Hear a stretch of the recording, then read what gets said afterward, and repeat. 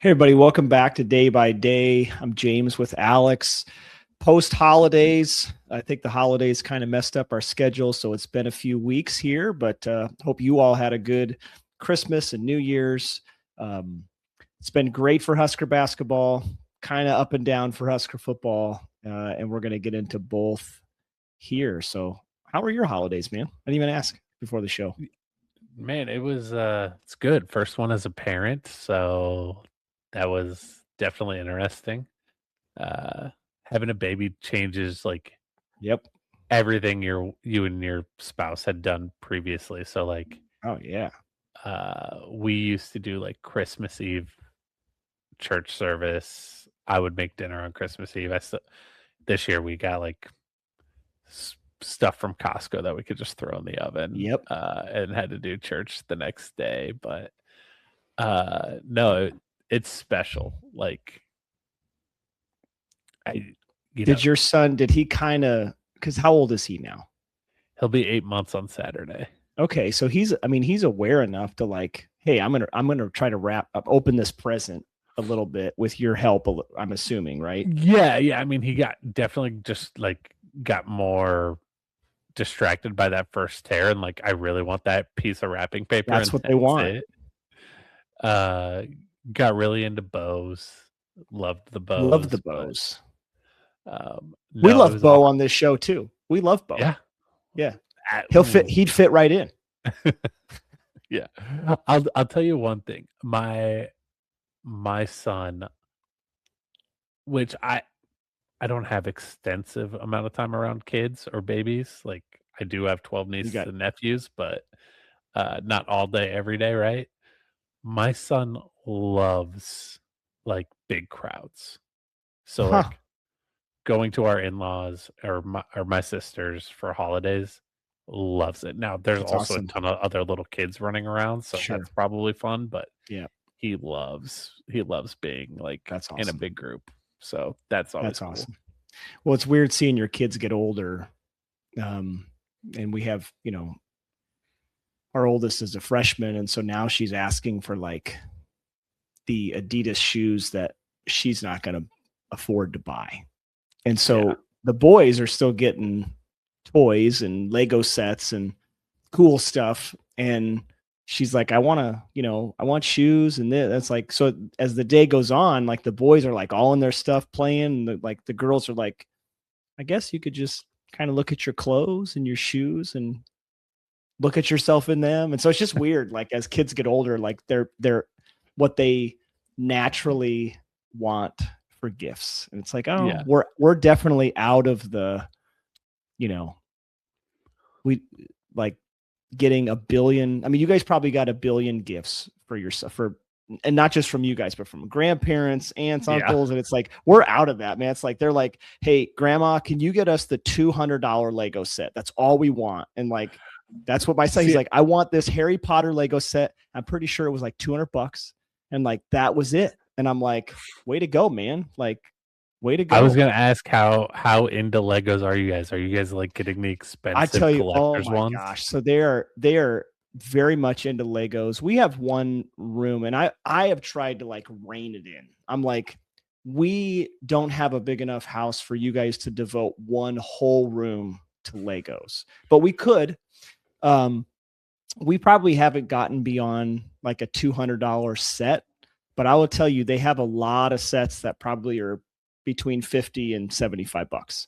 And our son, our oldest son especially, like he builds them and he keeps them and he doesn't tear them down. So he shelves in his closet, in his room, downstairs in the basement play area, like he has them all over. So he's big into Harry Potter and Star Wars. So those are kind of the two sets he loves. And then a little bit of Minecraft. Minecraft? Yeah, Minecraft. I try to keep up. I don't know all this. So I yeah. I told my wife so at least during the weekend, but a couple nights during the week, like tonight we went to Costco. We'll take him to the store because now he sits up. He loves writing in shopping carts, like loves it. So fun. But like a couple nights a week, like because it's winter, he doesn't get Yep. outside. So You like got to get we got to out. find a way to get out of the house and kill time for him. I want We were someone to walking, push me around in a shopping cart. right. Like I always think about taking the motorized scooter. Yeah.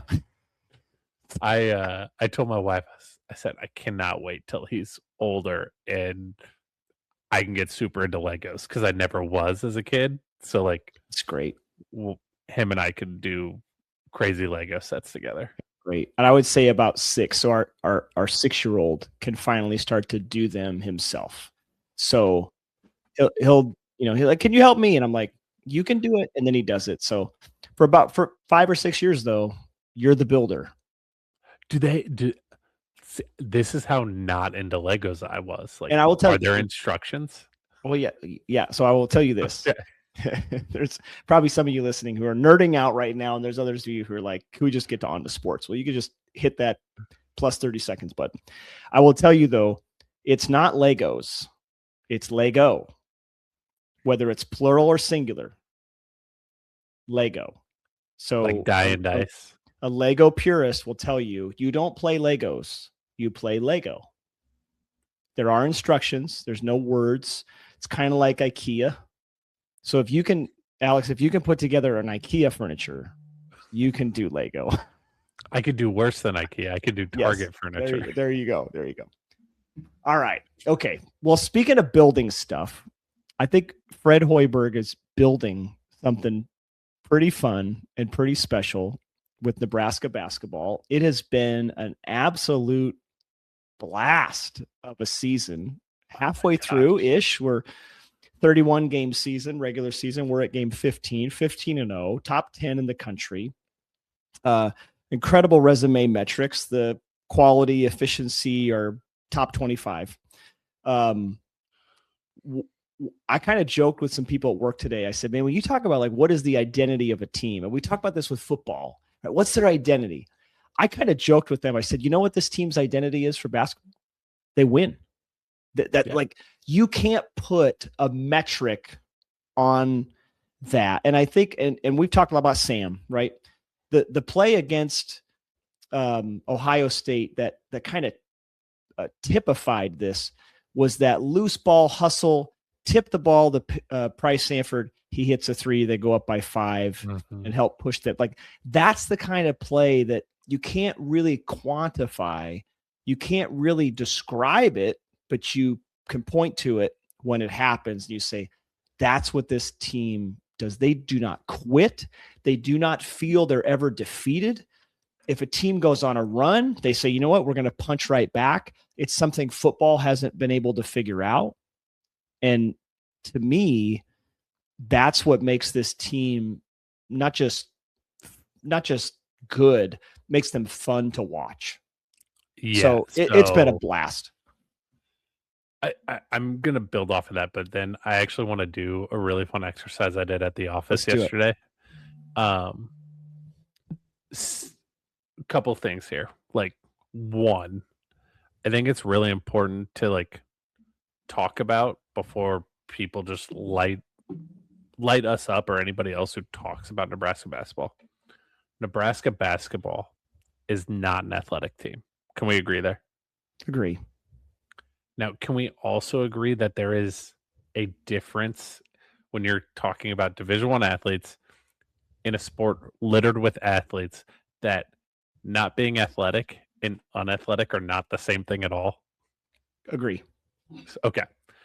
I had a huge debate about the Sam Hoiberg thing today. Like Sam Hoiberg, not athletic, definitely not unathletic. And when I say that, I mean like there's nothing athletic about him that jumps off the charts that gives him an advantage. What gives him an advantage is all here and here. Like I had to listen to the Ohio State game last night.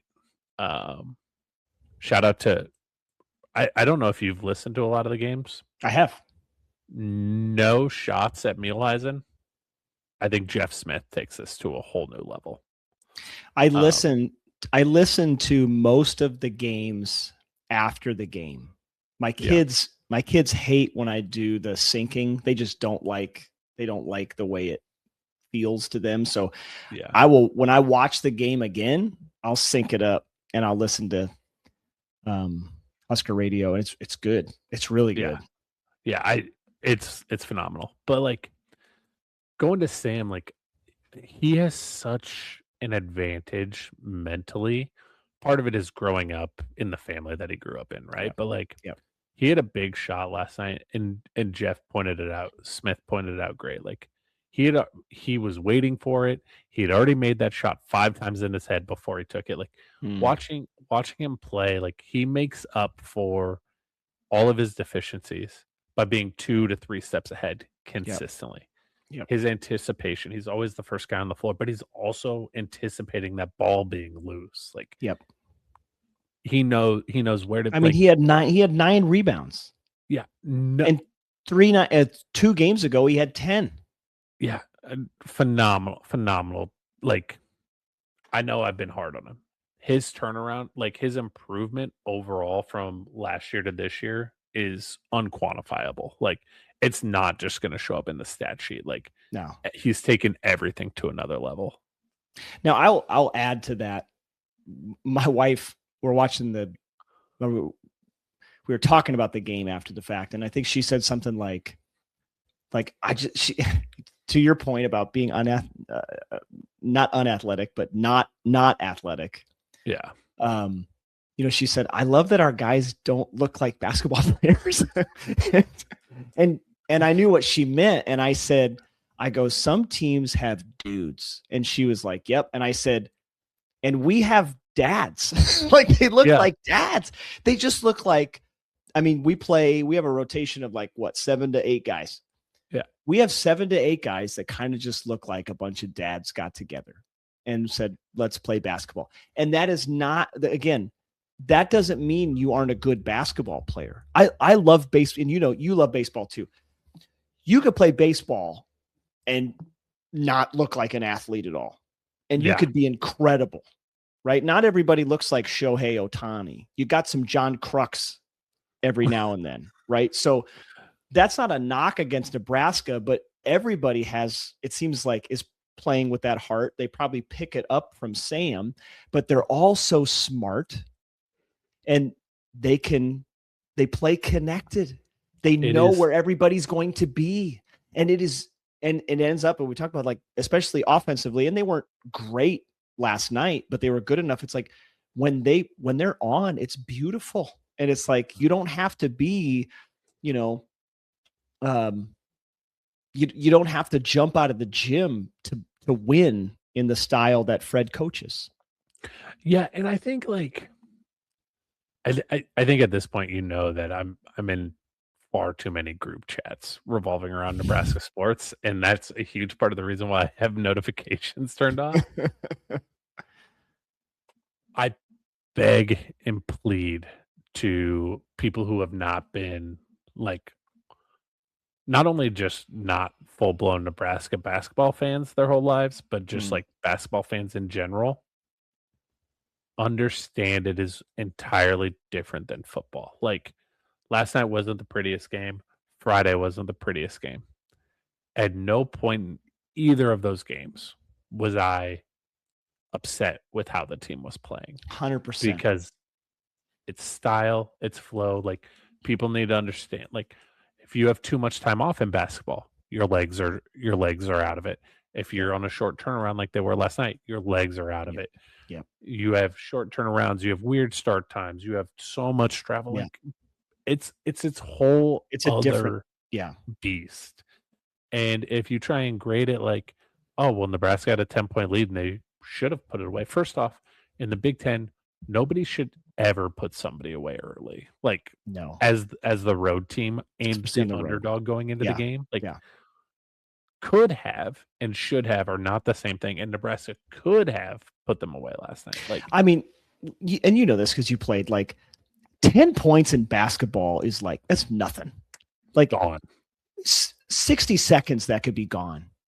Heck, I think Ohio State scored 6 points in 19 seconds in the last, 2 minutes, 90 seconds or so. Well, Tracy McGrady had like 15 in a minute in an NBA game.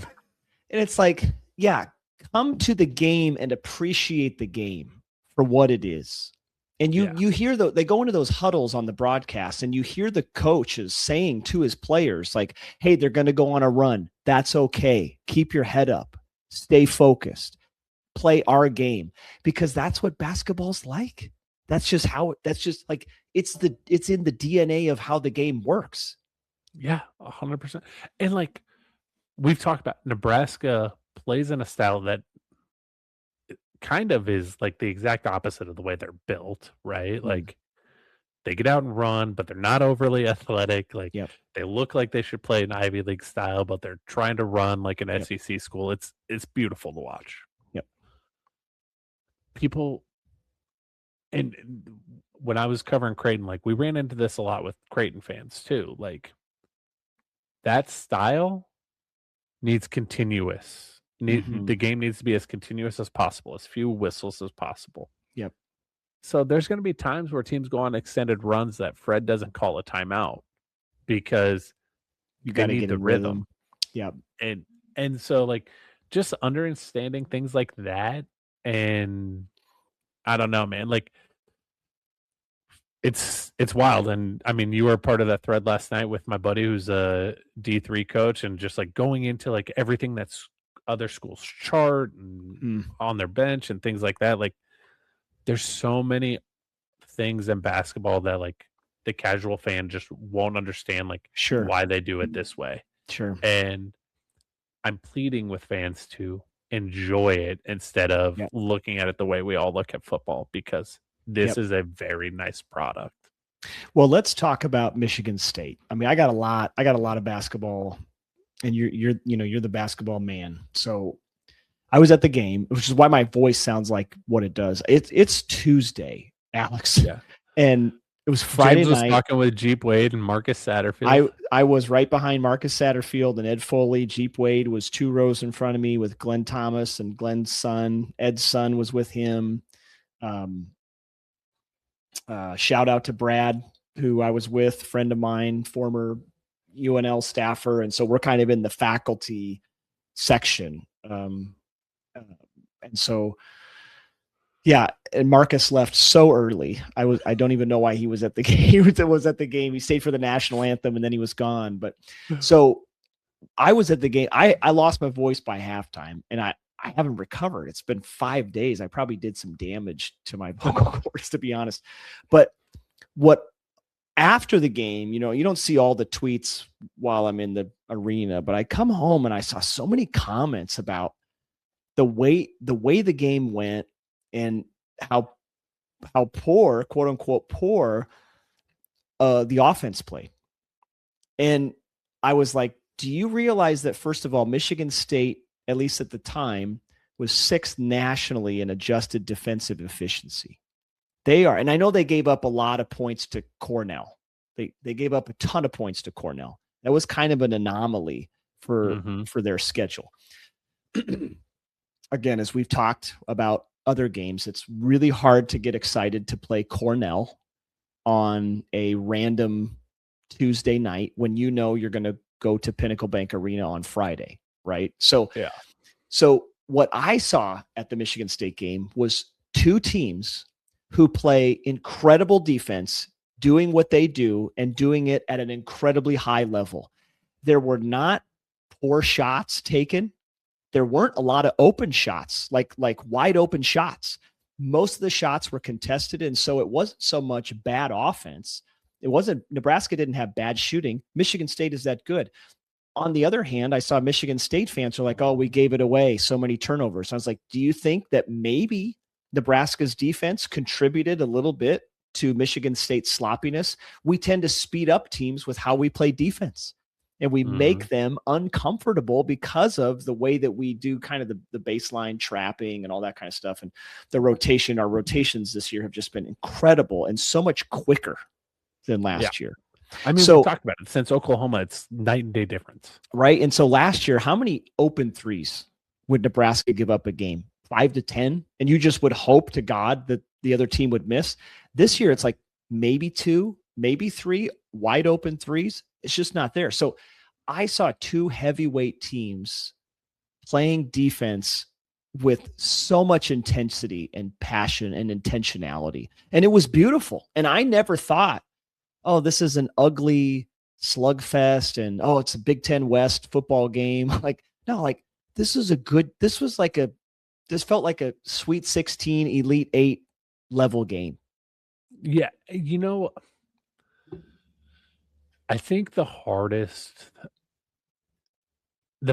best way to summarize the difference between this team and Fred's other tournament team in Nebraska, this team plays with an attitude, with a chip on their shoulders. Oh my gosh. Whereas the last tournament team was like, hey, we're really just kind of hoping K-State gets hot and we do something. Like, this team shows up and they expect to win. They do. And it's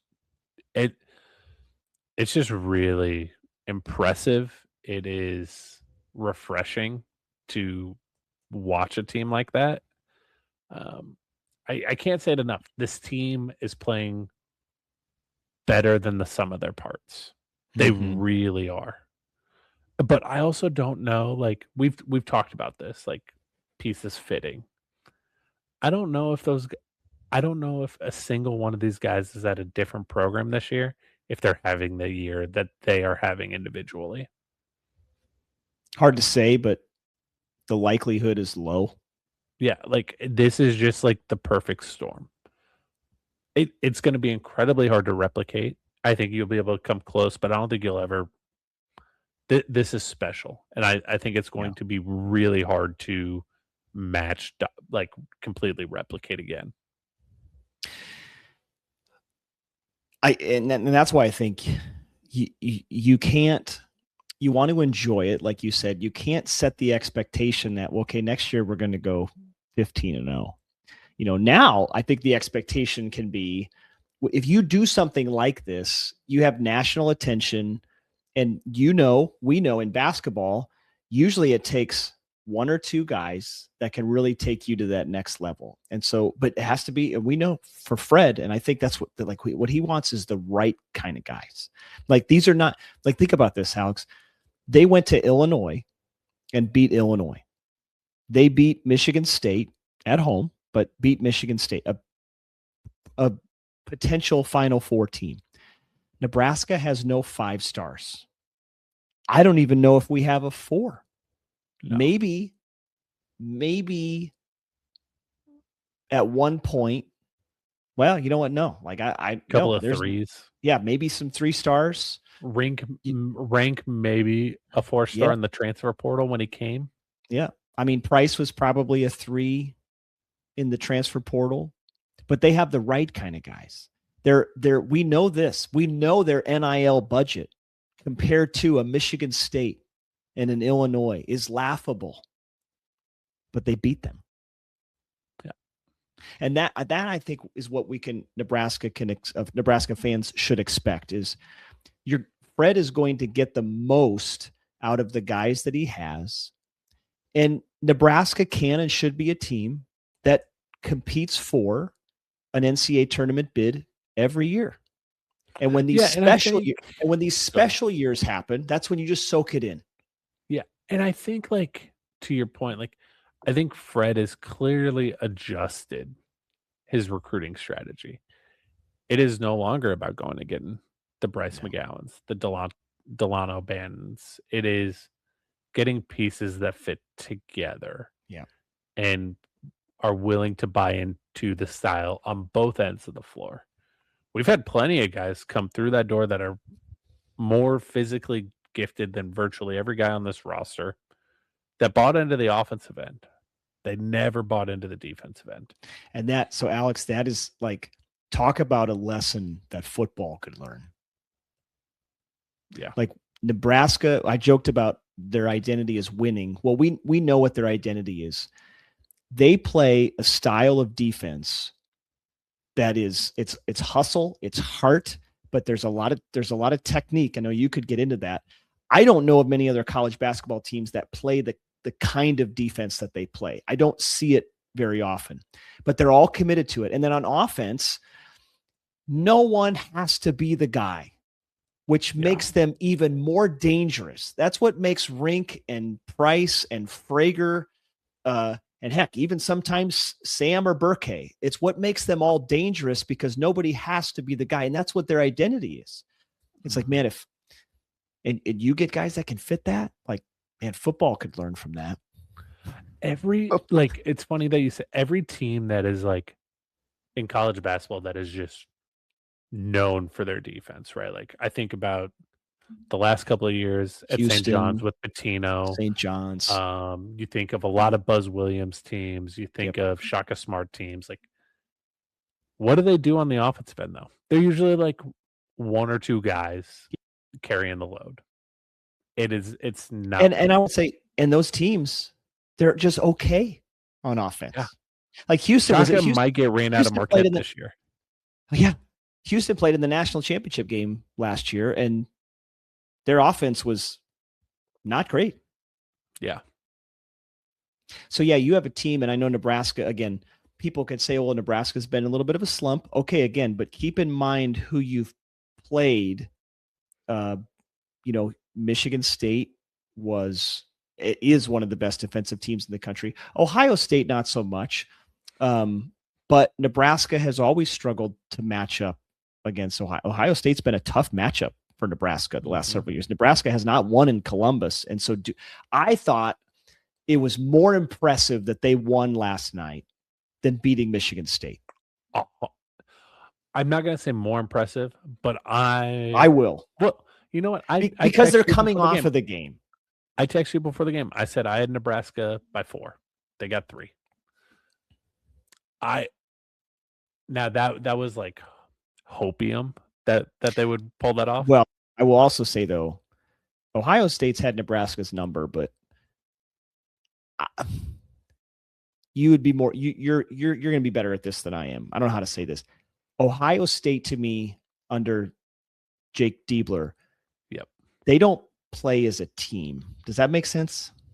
Like I see a lot of guys who are good at basketball doing kind of whatever they want to do on the floor and hoping the ball goes in the bucket. It's the Alonzo Verge, Bryce McGowan's Nebraska team. I mean, Mobley and what's the guard? What's the guard's name? My gosh, I'm blanking on Thornton. Like good players. They just don't. There's no synergy. And it's so weird too because the year Diebler was the interim, like he pulled that team back together. He did.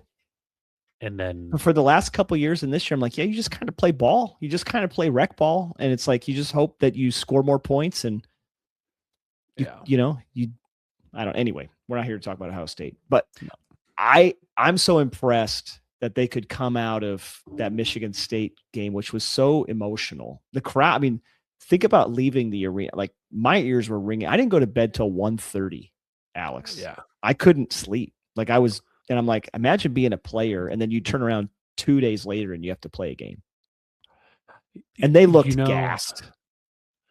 The only game that I think I've been to in Pinnacle, Nebraska didn't come out on the winning end, but like that felt the same as like what I could feel through the TV the other night was towards the end of Miles' tenure when Kansas came in and they took him down to the wire. I think that was 2018, maybe 2017. It was one of the years Nebraska got snubbed from the tournament towards the end of the year. But yeah, I think that's 18. That the roof was ready to just blow off that night. Yeah. Gosh, I wish they would have won that. And then obviously I wasn't at Purdue last year. I did storm the court when we beat Indiana with Bo Spencer, but that was at the Vanny. Yeah, it was. Yeah, I'm just impressed. I'm impressed at their focus. Yeah. They seem hungry. Nothing's enough. Player leadership is huge on this team. I agree, but I will say, and I this is just from press conferences and kind of the cinematic recaps that we get to see, and you get to see footage from the locker room. Fred's taken it to another level. Oh yeah. He's a different Fred. Like, let's be real. he's like, I mean, he's in his zone. You see that press conference where he's talking and then he goes, "Is that it? Good. I got work to do." And he gets up. He just walks out of the press conference. You know who he reminds me of? Kurt Signetti. 100%.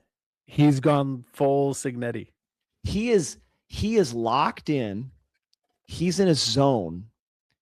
And like I said earlier, he's getting the most out of this team.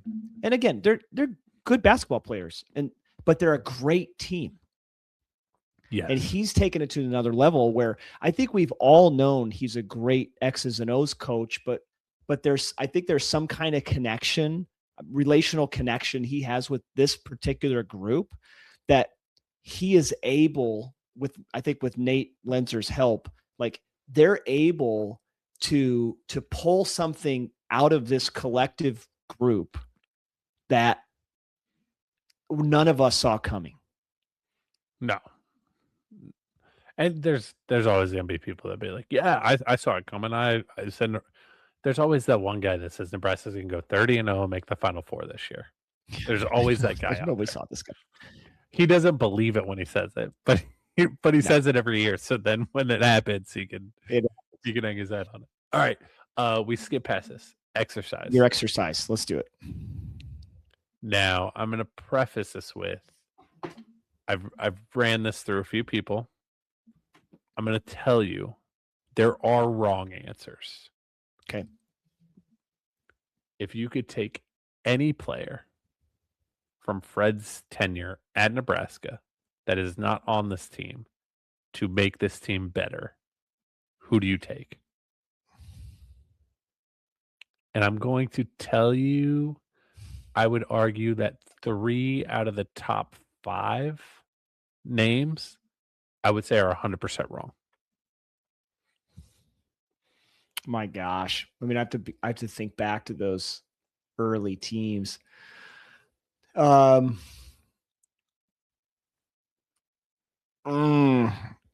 mean, the first one that comes to mind that I think you would probably say is still wrong, but I think we would add a lot is Juwan Gary. I don't think Juwan Gary's wrong. And I'm saying mostly from a defensive side, not it wouldn't be offense.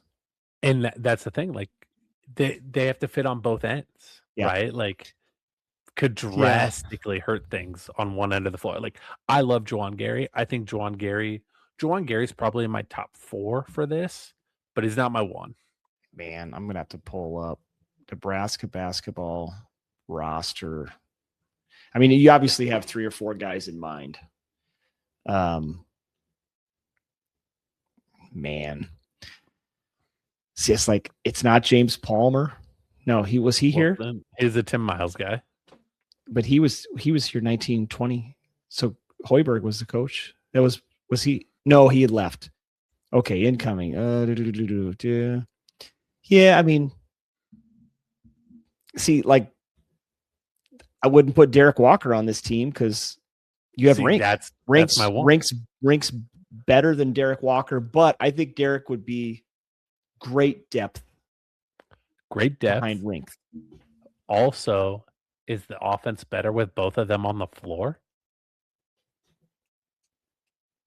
Because they can both pass. Like Derek's my number 1. He's 100% probably because Derek would be beyond where Burke is. Even though I know you love Burke, I do love Burke, and I do too. And I think defensively, what he brings is incredible. Okay, let's go to the next season here. Man, 2020 and 2021 was rough. There's nobody on that team. There's no Banton. Yeah. Now, I also throw in the caveat, like we never saw the best version of Delano Banton because he had COVID and was just never the same. Emmanuel Bandamel? 100%. Yeah. Who I don't, because of that injury, I don't think he gets enough attention. Yeah. for. But I don't think I'd throw Bryce Williams or Bryce McGowan's, because the ball just, or Casey, because the ball sticks in all of their hands too much. Yeah. I would. Sam Greasel could play on this team. I just think Sam Greasel not being able to shoot the three hurts a ton. But Sam was my number 2. Yeah, and that's about it, man. Did you have a third one? I'm gonna throw a third Josiah one. Alec. I considered him. I'd probably put him at 5. Yeah. Now I'll tell you my third one. Everybody freaks out when I say it, but I think with this team, this culture, and this system, he would be a much better fit than the team he played on. Alonzo Verge. You think so? Yeah, it was just an interesting. It was an interesting. Not having experiment. to play the one and being able to be just a threat. Yeah, and like not. I don't remember what his defense is like. I couldn't tell you though. I couldn't tell you. Not competing with like the McGowan's brothers for shots, like just fitting in. Yeah. Also, I was always kind of a Trey McGowan's homer. I just thought he didn't fit his teams, but like his athleticism and quickness. Trey was great. Always. He could play on this. He could play on this team. I think so too. But I don't think Bryce could. Like, and that's crazy because Bryce is in the NBA and Trey isn't. Yeah. No, that is a fun exercise, and it makes you think. I mean, I think of comps like, do we have any comps to the past? And there's a few, but there, like you said, there's also guys. I think there's guys on this team who they know their role. I think the last time we did a show, like they know their role so well. And that's what I think has been elusive for Fred too. Like obviously his son knows his role. Burke, I think, gets what his role is.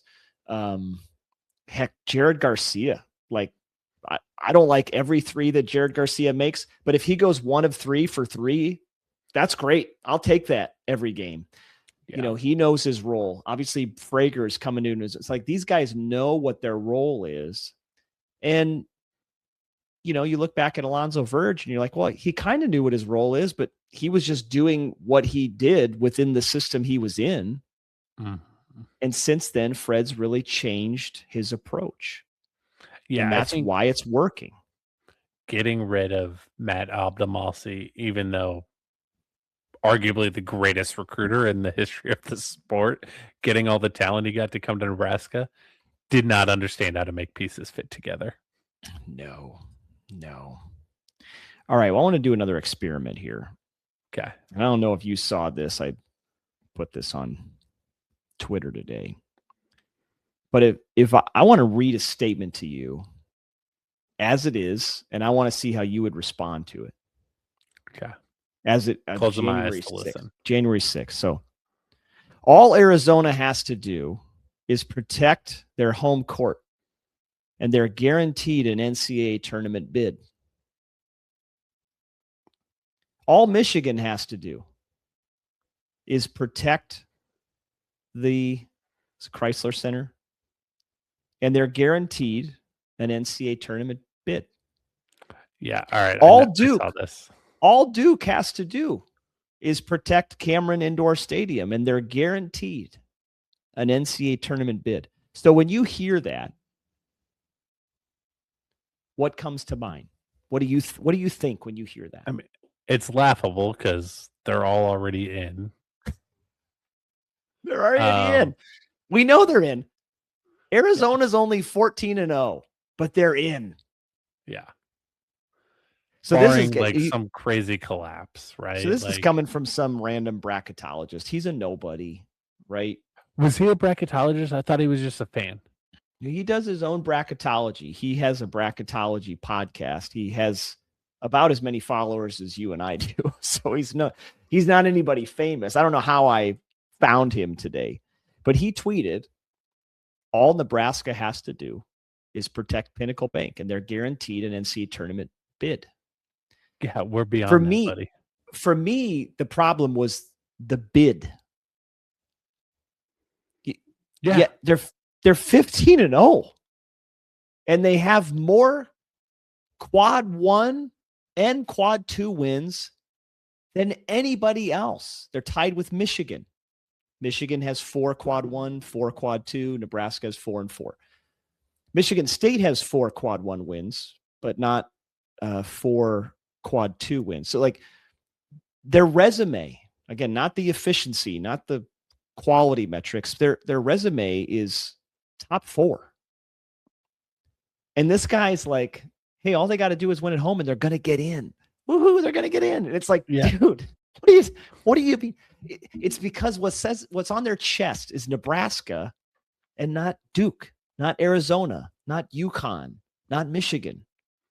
It's laughable. And you have like no, like to the national media, no big name players. Yeah. Like you don't have a, why can't I think of the kid from Duke last year? You don't have a Flag. Cooper Flag that everybody's paying attention to. And like, they're not going to go undefeated. They're probably not going to win the national championship. That's okay. I want them to win a darn game in the tournament. Yeah. But let's be real. 2 years ago, do you remember this? Well, I know you remember this because I think I put this in the group chat. 2 years ago, Wisconsin came to Lincoln. They were 16-3, 16-4, 16-4, 16-4. And it was at that point, it was either late January or early February, 16-4. And they were, according to bracketologists that I had interacted with on Twitter, they were a lock. And you know what happened in that game. Nebraska was down by 20 in the first half, and they stormed back, and they won the game in overtime. And Wisconsin was a top 10 team. We stormed the court that night, too. Wisconsin went on a tailspin. They won 2 games the rest of the year. Yeah, just collapsed. They finished like 18-12. 18 and what 31 games, so they'd be 18 and 13. So they're 18-13. And they went on a 3-game run in the Big Ten tournament. They got to the championship and lost. But I was interacting with these bracketologists game after game as Wisconsin was losing these games. And I had one guy say, he goes, hey, once somebody's locked, they're locked. They're in. And I was like, this is insanity, man. Like, Wisconsin can't win a game. Like, we ruined them. Yeah. And they got to 18. And before they were even in the Big Ten tournament, they were in. And so, again, it's because their metrics, their efficiency metrics were so great. And this is where I get my boxers in a bunch. And I'm like, okay, efficiency is great, but there needs to be some context. If you don't win the games, if you don't win, you got to win, man. So here's the thing. I think Nebraska, once they get to 18 wins, are these same bracketologists going to say, hey, they're a lock, even if they lost their last 13 games? So if they beat Indiana and they match up pretty good with Indiana, they might go into Indiana and they might beat Indiana. You're looking at, by the time they get to Michigan, there's a pretty good chance they could be 20-0 and the number 2 team in the country playing number 1 Michigan. Think about that. Would these guys say, yeah, they're a lock, they're in? No, they wouldn't. It's because the name on the chest. This is the name that's on your chest right there, Nebraska. It really is. But like, not all of them, but like, I will say, like, I think there's still a portion of the national media and even people around the sport nationally, they're like, okay, when's reality going to set in? Like, when is this? Like, I think we feel that way. We feel like that. There is going to be a point in time. There's going to be a regression to the mean. They're going to get closer to the sum of their parts. Now, I still think that is better than what I had them projected as. but it is not what we're watching right now. Like, there's going to be some regression. Can you overcome that regression? Can you do enough to get a quality seed to have a favorable matchup? I That's the think thing. That's yes. what this team needs, a seed that will allow them to just beat a team that they know they can beat. And that's probably going to be a top 4 seed. If they're a 4 seed playing a 13, they're better than that team.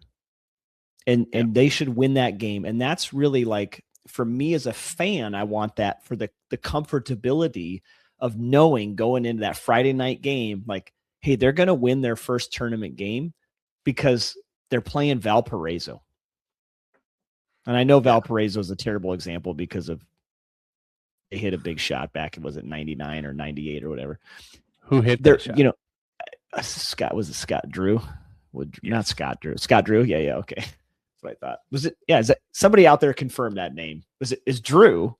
It's one of the Drews. Okay. So that's what they need to do. And to me, man, I want keep winning. I'm not worried about lose a game now. Like, do the Nebraska volleyball thing, the opposite. Lose a game now so you can win. No, like, that's not how sports works. You win, it's the Jim Mora. You play to win the game, or Herman Edwards, or which one? Herm Edwards. You play to win the game. Bryce Drew hit the shot. Bryce Drew. Scott Drew is the coach for Baylor who's stealing players from the NBA, right? His brother. So, man, you play to win the game. Win them all. It's the safest way for Nebraska to get to a point where they know we're going to win this tournament game because we're playing a 15 seed because we're a 2. Yeah. Now, if we lost that game, Alex, shut it down. That won't happen. No, it's over. Give it up. No, okay. I just enjoy the ride. Like, that's all I can say. So fun. I'm so tired of reading people getting up in arms, like, and they're not like, we've talked about this with football, right? Like, I had people freaking out 8 minutes into the game, like 8 real minutes, not 8 game minutes, 8 real time minutes. Basketball or football? Yes, on Friday basketball. Night. Okay. I was like 8 minutes. It was like we're up like 9-1. I guess no. By 8 minutes, we weren't shooting well. No, by 8 minutes we were, I think, tied up at that point. No, James, not 8 game minutes, 8 real minutes. Just like sorry, I missed that. 8 real minutes. Yeah, like, so we missed 3 shots. So like 5:38 p.m. Yeah, they're freaking out on Friday night. So it was like, at this point, it's like 5. Oh, sorry. Whatever. Friday night, man, I'm all mixed up.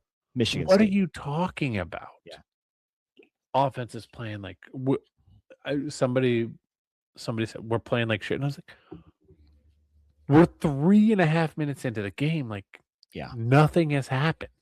Yeah, it is 5-2. Michigan State wasn't hitting any shots either. It was heavyweight fight. Yeah, no, I just enjoy the ride. If you try and grade it the way you grade football, which, to be honest, most of us are not very good at grading football either, myself included, just enjoy it. Go back to being a fan. Stop trying to be an analyst. Yeah, and I think it's being a fan of every sport. It's hard when you're a college sports fan. You love a university because we have all these different sports. I could go to a gymnastics meet and be critical, and I'm like, I have no idea, like what it's supposed to look like.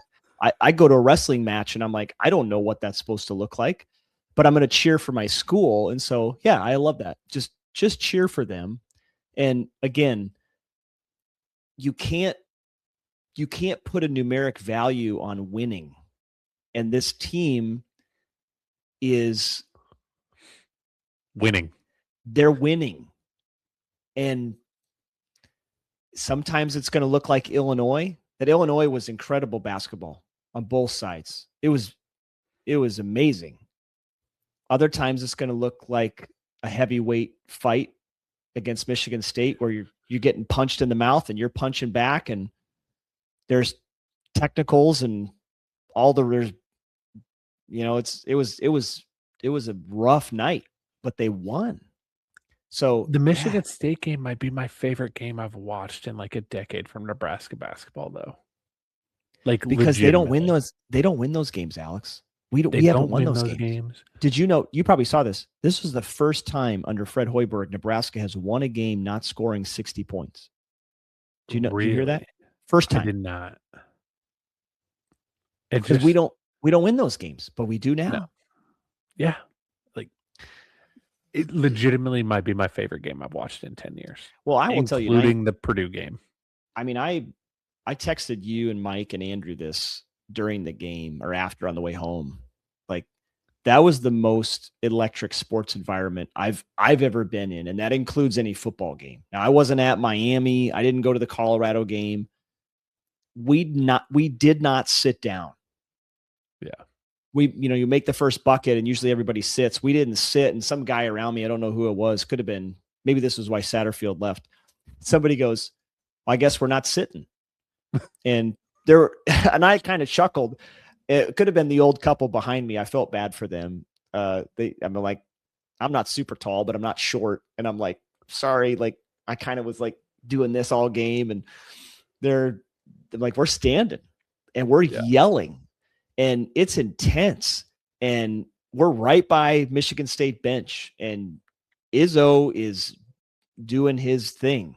And and then the guy hit the half court shot at halftime for the free flight. Yeah. And I said, it's our night, baby. Like, good for that kid. Like, it's our night. And it was just incredible. I've never been in an environment where everybody knew the job. Everybody in that arena knew the job, not just the players, not just the coaches. Every fan that walked in knew we're a part of this game tonight. And that's what was so special. It really was. No. I mean, you could tell through the TV, like it was intense. There's probably like a handful of in-person sporting events that I've been to that I would compare it to. I won't share them because most people won't like them, but yeah. You're talking Creighton. Yeah, dude, like, all right, I will share it. Like, that's fine. Last year, Big East tournament, Madison Square Garden. No, that's hard to do. Hard to beat. Championship game, hometown team with St. John's hasn't won the conference in forever. Like,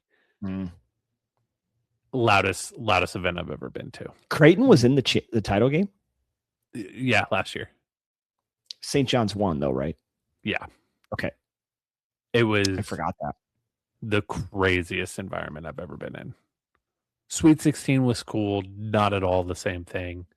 And then 2012 NLCS in St. Louis was pretty intense.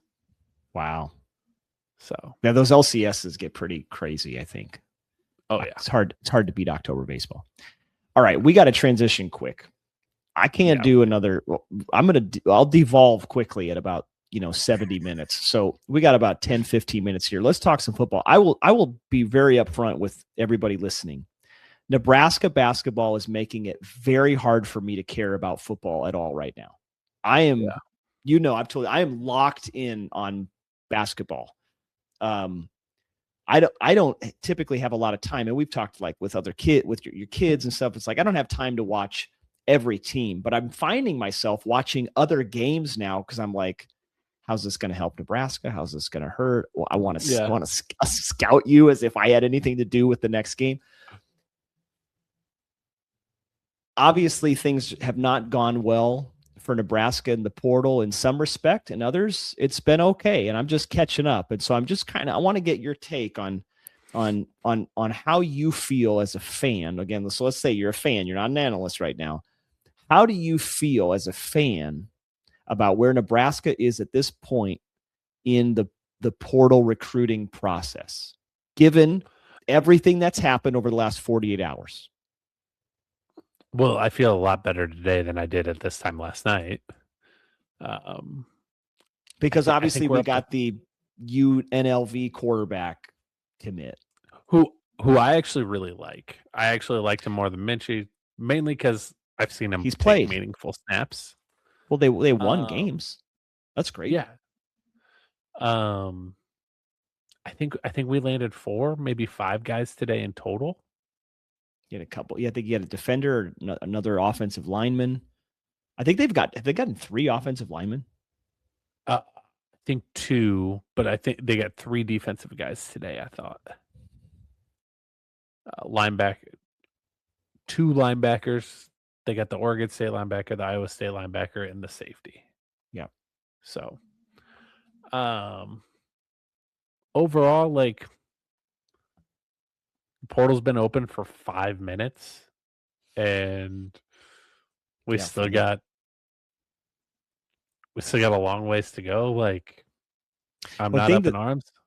and the thing for people to remember is guys can enter the portal up until 12th or whatever it is, 15th. It's 15 days, right? Or 50, 14 okay, days. so January 2nd 16th or 17th. through 17th, whatever it is. But then you can still recruit and commit. I think that's where a lot of people get stuck. They think, oh, it's got to be all wrapped up in this. No, this is just the portal window for guys to enter the portal. Yeah. Now they do have to like be enrolled at their new school by They X do. date to get into Yes. spring, Yeah.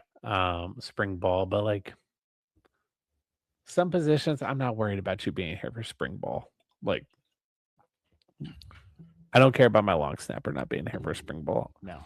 I don't care about most of my linebackers not being here for I was spring going to ball. say If I'm being honest. safety, linebacker. Like, listen, if you're a quarterback or an offensive lineman, you got to be here for spring Yeah. ball. But Yeah. So I mean, it's a little disappointing we haven't done anything on the defensive line front yet. But again, portal's been open for 4 minutes.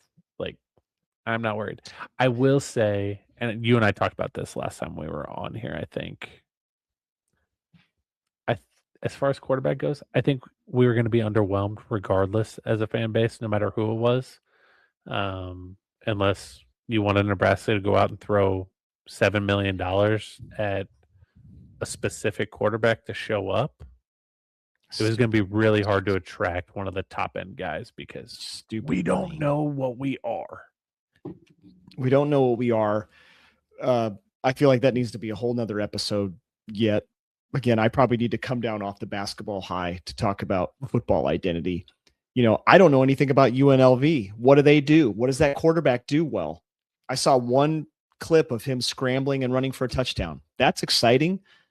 Are we just going to be the T-Magic, throw it deep and hope somebody catches it and then take off and run? Like, what is this team going to be? I think that's, to me, more than the portal stuff is, as a staff, you figure out this is what we're going to do. Now, again, like coming from like organizational, I'm in nonprofit world, it's the same problem. If you try to do 10 things and you don't say, these are the 2 things that we do, and that's what we do.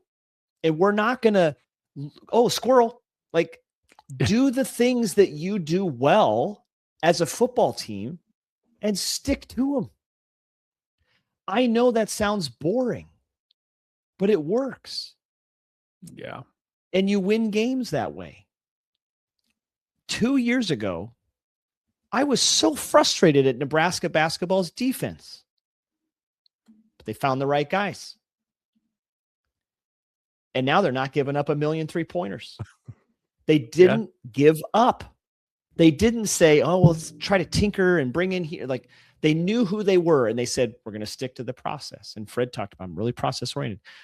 I want so badly for Matt Rule to say, this is what we do, and we are so committed to it. And we have the right people now to do that. But we don't know what that thing is that they do on either side of the ball. We don't. I couldn't tell you. I've been watching football for almost 40 years, Alex. I couldn't tell you what they are. I got to be honest with you. Like, this can be its whole other episode too. But like, I'm tired of the gimmick or the shtick that Matt Rule turns everything into. The backwards hat Agreed. during the bowl game drove me nuts. It did. I know it did. Drove me nuts.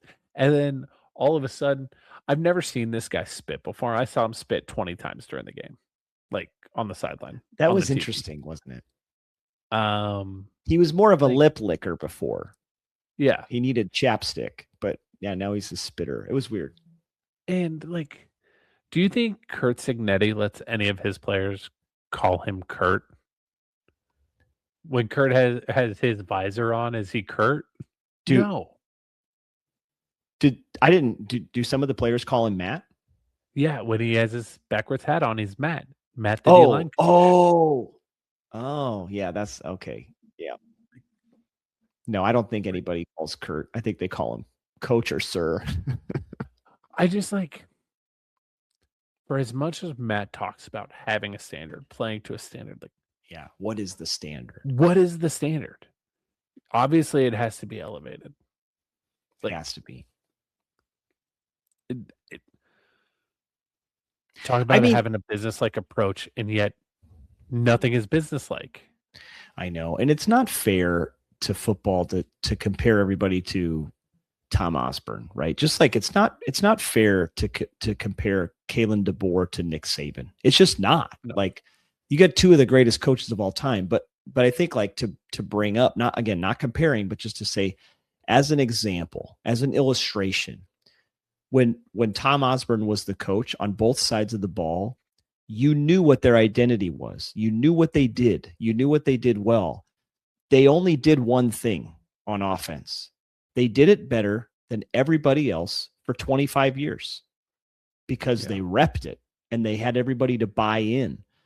On defense, they weren't consistently always the best defense, but you knew who they were. And like that's the one thing. And like, man, like there's business books written about this because business leaders don't get it.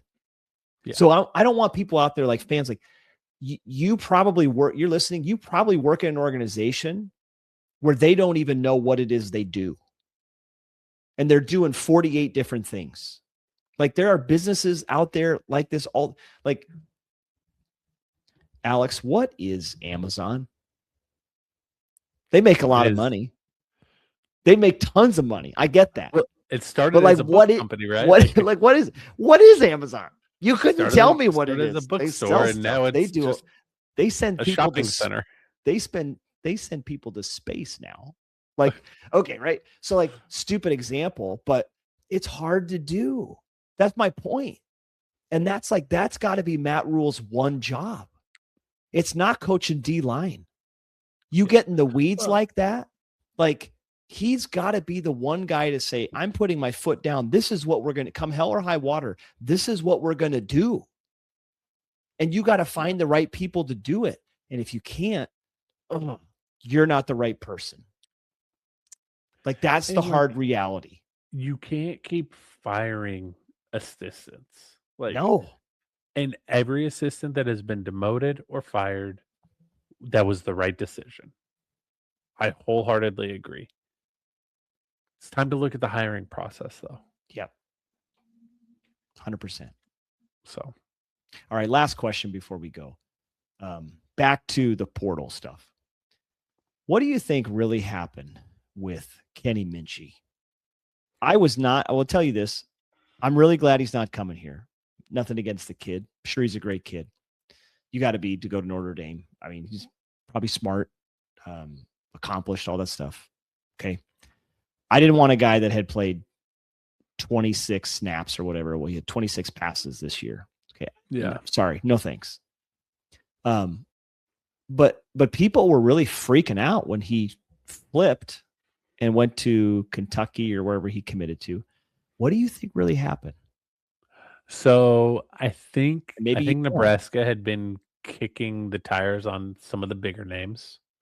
Like we all know Sam Leavitt was going to visit 2 years ago, right? Yeah. Before we signed Dylan. And I think Nebraska had they gotten the info they wanted, they would have shelled out the cash for a top end guy. I don't think they were getting that info. They found Minchie. They weren't willing to promise Minchie a starting job, but he felt confident he could beat out TJ. You got him at a fair market value for a guy that had never taken a meaningful snap in his life, including his senior year of high school because he was hurt. And then it turns out Kentucky wasn't going to get Sam Leavitt. Agents started shopping him to Kentucky. Kentucky just wrote a blank check and guaranteed him the starter job in Nebraska. Never got a chance to counter. What I think is crazy is these quarterbacks are becoming journeymen before they even get to the NFL. Yes. And like Sam Leavitt's going to be at his fourth school, right? Is it his fourth? Because the Arizona State, Michigan State. I thought he was someplace before Michigan State, but maybe not. I don't know. Maybe he'd be third. Either way, it's like these guys are the Ryan Fitzpatricks of college football. They're all of it. Yeah. And we just heard today, 2 hours before we hit record, the Washington quarterback is in the portal. That's going to get ugly. Yeah. And he's apparently had signed a contract, which to our knowledge, from like our outsider perspective, like I really want to know, are these contracts? Are they contracts or are they NIL agreements? Are they scholarship agreements? Like you can't break if he actually signed a contract, like a real contract, he can't break that contract and transfer somewhere else. Yeah, I think this is why we really got to pay attention to that lawsuit in the SEC too. About the kid that ended up in Missouri. Yep. So I've said it. I think it's taking longer. I've been saying it, but it's taking longer than I expected. There's going to be a market correction with the transfer portal sooner than later. Yeah, there has to be. Flip side, though, had this conversation today, flipping back to basketball. I don't know if you agree with me, but I'm just going to say this. I think outside of Michigan and Purdue, you have tier 1 and 2 in your 1 tier in the Big Ten. Then you have your 2 tier of Michigan State, Illinois, Iowa, Nebraska, Indiana. That's probably who all fits there. I don't think there's a massive drop off between the bottom half of tier 2 and the bottom of the conference. Like Rutgers is bad, but Rutgers can go snake a win from almost anybody in the conference on any given night. And I think, and I would argue this for most of college basketball, I think probably your top 5 or 6 teams in the country are farther ahead from the middle than they've ever been, but I think the bottom is closer to the middle. Does that make sense? Like, I think the conference as a whole this year is worse than it's been in a long time, but the top 2 are so good that it doesn't matter. Yeah. I see what you're saying. Like, I think this is probably the best opportunity we've had in a long time for the Big Ten to get a national championship since 2000. Man, 25 years. That's incredible. Especially with how many times they've competed for it. Yep. I guess you can count Maryland in like 2007 or whatever that was. 2004. I don't remember. But they were in the Big East. Sure. Were they in the Big East or the ACC? Whatever they were in. Maryland was in the ACC, yeah. You said Maryland, right? Yeah. Yeah, ACC. I get what you're saying. And it's going to be interesting, I think, to see Michigan go through the Big Ten. Now, they're incredible. What's it going to be like night in, night out as you get into January and February? Can they keep up this pace? But they're good. I mean, I don't expect them to lose, to be honest with you. They probably have the best shot, more so than Purdue. That's because I don't trust Purdue. No. I love Purdue. I like Purdue. If Fred Hoiberg ever left Nebraska, I'd say go get Matt Painter, but I don't trust him. I hate Purdue because they just always have 2 to 3 7-footers. Always. Now Nebraska's got 2 7-footers. They're just on the bench and not going to play a lot. They need to medically redshirt Oogie. I don't think he's going to play this year. I think they're at this point. At this point, try to get that medical redshirt, and then you have an immediate replacement for Rink when he graduates. NCAA basketball should let you play in the tournament without impacting a redshirt. Like you can do bowl games. That'd be incredible. Can you do it for the playoff, or is it only bowl games? I don't think the playoff counts towards the red shirt, or it would count. It would ruin your red shirt, take away your red shirt. I think that makes sense. We'll have to look that up. That'd be really cool. Though. All right, we gotta cut it. We gotta cut it. Let's cut it.